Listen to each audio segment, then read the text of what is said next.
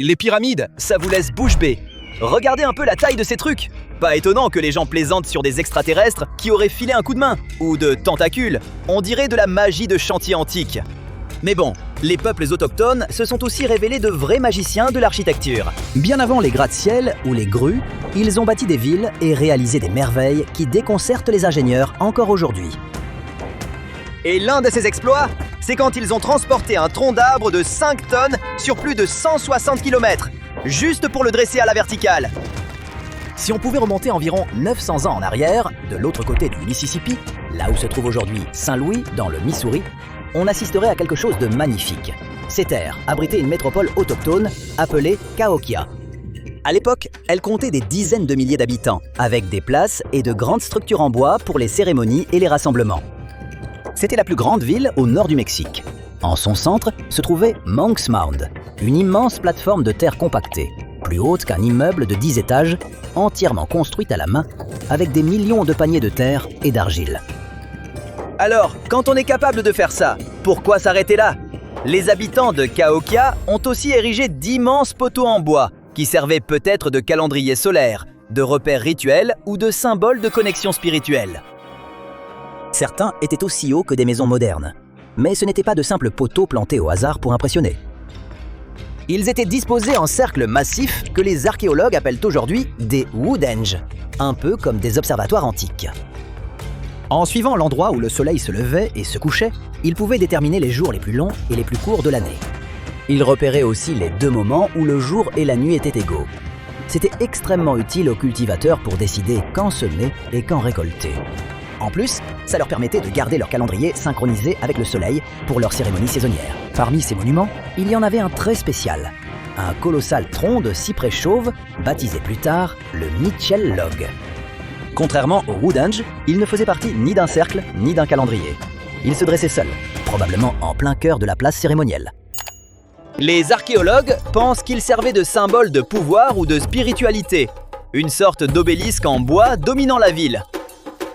Certains chercheurs suggèrent même qu'il aurait pu représenter un Axis Mundi, une sorte de pilier du monde reliant tout ce en quoi les Cahokiens croyaient. Pour eux, l'univers était organisé en couches. Au-dessus, le monde supérieur, demeure du soleil, de la lune et des forces qui gouvernaient le temps et les saisons.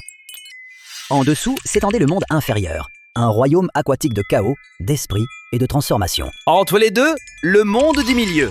C'est là où nous sommes, en compagnie des ours et des bisons. Des poteaux monumentaux comme le Mitchell Log marquaient peut-être le point de connexion entre ces 3 mondes, un lieu où le pouvoir spirituel pouvait circuler entre eux. Du moins, c'est ce qu'on pense qu'ils croyaient. Mais quelle que fût sa fonction, ce n'est pas ça le plus impressionnant, c'est que le tronc mesurait près de 18 mètres de long et pesait environ 5 tonnes.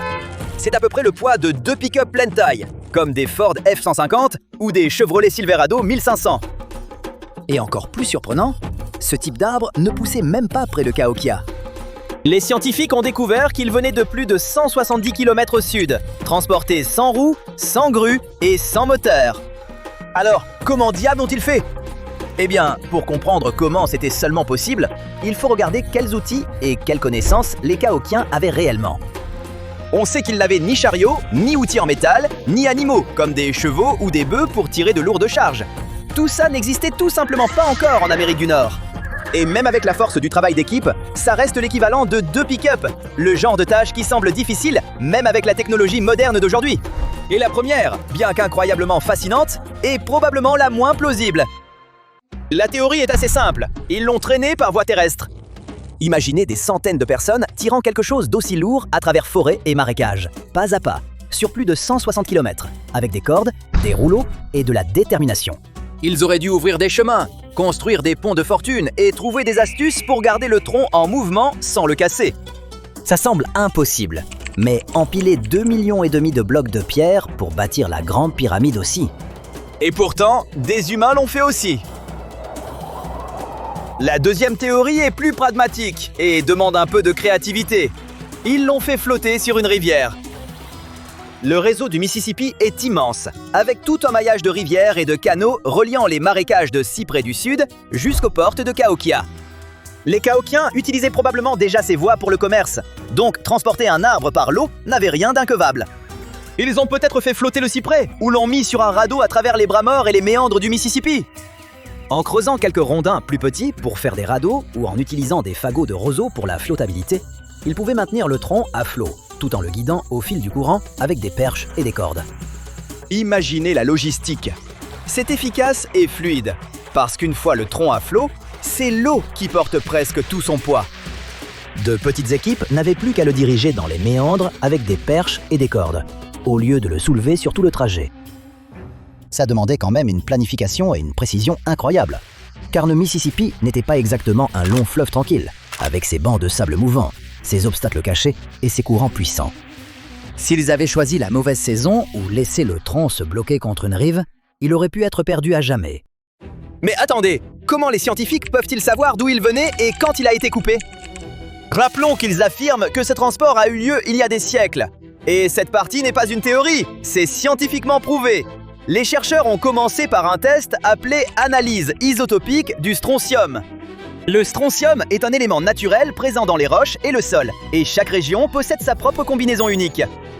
Les arbres l'absorbent en grandissant, emprisonnant cette signature chimique dans leur bois. En comparant le strontium du Mitchell Log à des échantillons modernes de la région, l'équipe a déterminé qu'il venait de plus de 170 km au sud de Cahokia, probablement près de l'actuel sud de l'Illinois ou du nord de l'Arkansas.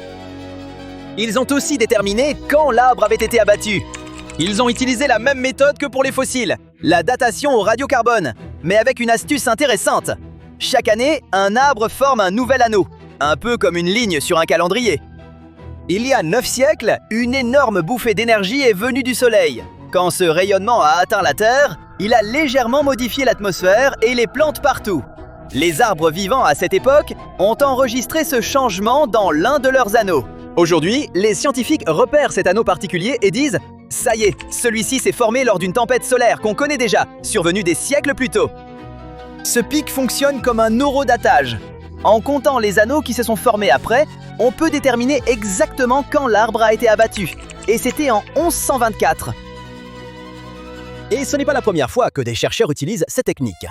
Le même type de marqueur de rayons cosmiques a été trouvé dans des arbres du monde entier. Au Japon, il a permis de dater un cèdre ancien qui avait enregistré une tempête solaire en 774 de notre ère. En Europe du Nord-Ouest, on l'a utilisé pour déterminer quand les navires vikings avaient été construits.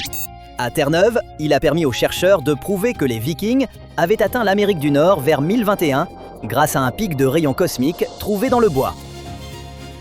Quand on voit un coup de génie en architecture, on suppose en général que ça vient d'une technologie avancée et de maths complexes.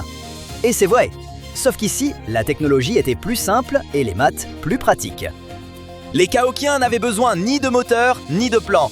Ils ont utilisé ce qu'ils avaient et savaient s'en servir. Si c'est vrai qu'ils ont accompli cet exploit incroyable grâce à l'eau, ça veut dire qu'ils maîtrisaient les rivières comme les Égyptiens maîtrisaient le désert. Ils ont appris à travailler avec la nature plutôt que contre elle.